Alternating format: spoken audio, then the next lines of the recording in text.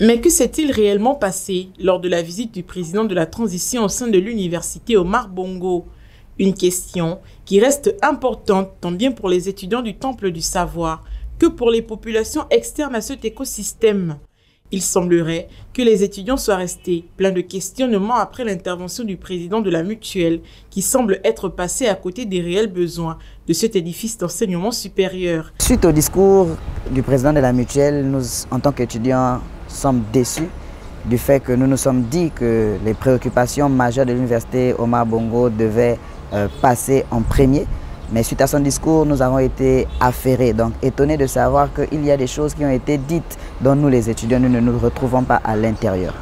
Comment ça se fait qu'une institution comme l'université Omar Bongo, avec tous les problèmes qu'elle a, un déficit d'infrastructures, un manque de bibliothèques organisées dans les départements, que ce soit la bibliothèque universitaire, un déficit au niveau de l'apprentissage, en ce sens où notre administration, le corps administratif des enseignants travaillent dans des bureaux qui ne sont pas assez équipés.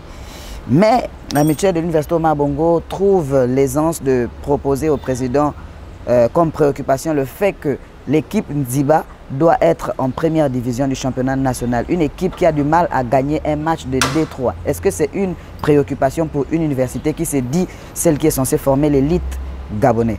En effet, le paiement des bourses, l'amélioration du système d'apprentissage des étudiants, l'augmentation des capacités des amphithéâtres et salles de classe, la construction de plusieurs autres pavillons et dortoirs pour accueillir les étudiants venant de tout le pays et bien d'autres étaient certaines des revendications attendues du discours prononcé devant le président, contrairement à une proposition de participation à la candidature de ce dernier. Le président de la mutuelle a donné une somme, oui, du moins une enveloppe au président de la transition pour soutenir sa campagne. Pensez-vous que le président de la transition a besoin d'une enveloppe venant de la mutuelle de l'université Omar Bongo? Non, ce n'était pas ça l'objectif, ce n'est pas ça le but. Cet argent aurait pu servir pour aider des étudiants qui sont en déficit. Il y a des étudiants à l'université Omar Bongo qui viennent avec beaucoup de difficultés et ça pouvait pallier à certains problèmes, pas à financer la campagne du président de la transition.